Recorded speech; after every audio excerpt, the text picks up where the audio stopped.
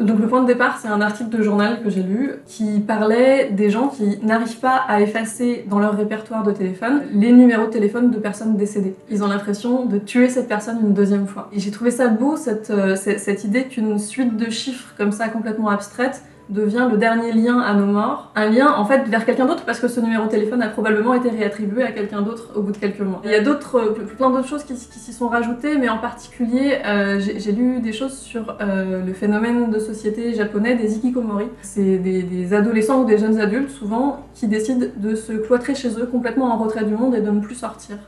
Ces idées-là ont donné naissance à deux premiers personnages du roman. Donc Titouan qui est un ado et qui décide de ne plus jamais sortir de sa chambre.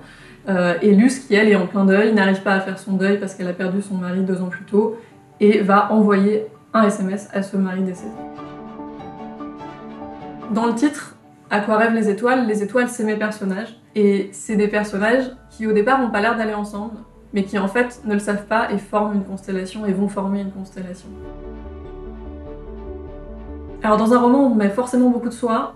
Dans celui-là, peut-être encore un peu plus, parce que il se passe en Bretagne, à Saint-Malo. C'est là où j'ai grandi, donc il y a plein de personnages qui sont des personnes que je connais. Tous les lieux qui sont dedans, je les connais intimement. Je pense particulièrement au Conservatoire de musique de Saint-Malo, où j'ai passé des tonnes d'heures enfant et adolescente. Et puis il y a le théâtre, qui est très très présent dans ce roman, puisqu'il y a une jeune adolescente qui veut devenir comédienne.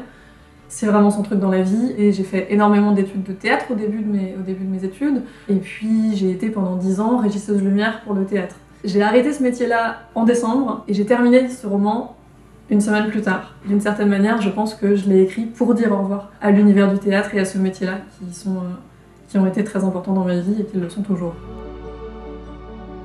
Je construis pas des personnages isolés, indépendants. Quand j'écris une histoire, je construis un réseau de personnages. Pour moi, il faut qu'ils aillent ensemble, qu'ils se complètent, qu'ils s'éclairent les uns les autres. J'avais, au départ, ces 2 personnages, Luce et Titouan, qui étaient dans une forme d'immobilité. J'avais besoin de personnages qui, eux, soient dans un mouvement, dans une envie, dans la vie, et pas à côté de la vie. Donc ça a été 3 autres personnages, Alix, qui donc veut devenir comédienne, son père, Armand, et sa prof de théâtre. Clairement, pour moi, les adultes sont des adolescents comme les autres, mais c'est vrai dans la vie, en fait. L'adolescence, c'est le moment de bascule entre l'enfance et l'âge adulte. Je crois que toute notre vie, les adultes, c'est des enfants qui font semblant d'être des adultes. Je le dis tout le temps en classe quand je fais des rencontres scolaires. Et parce que les adultes, ils ont des responsabilités qui les obligent, qui les forcent à se décentrer. Parfois, on n'a pas du tout envie de se conformer à notre apparence d'adulte. Et cette tension de l'adolescence, entre ces 2 pôles comme ça, enfant-adulte, elle reste en nous toute notre vie. Et j'espère que les adultes s'y retrouveront au moins autant que les ados.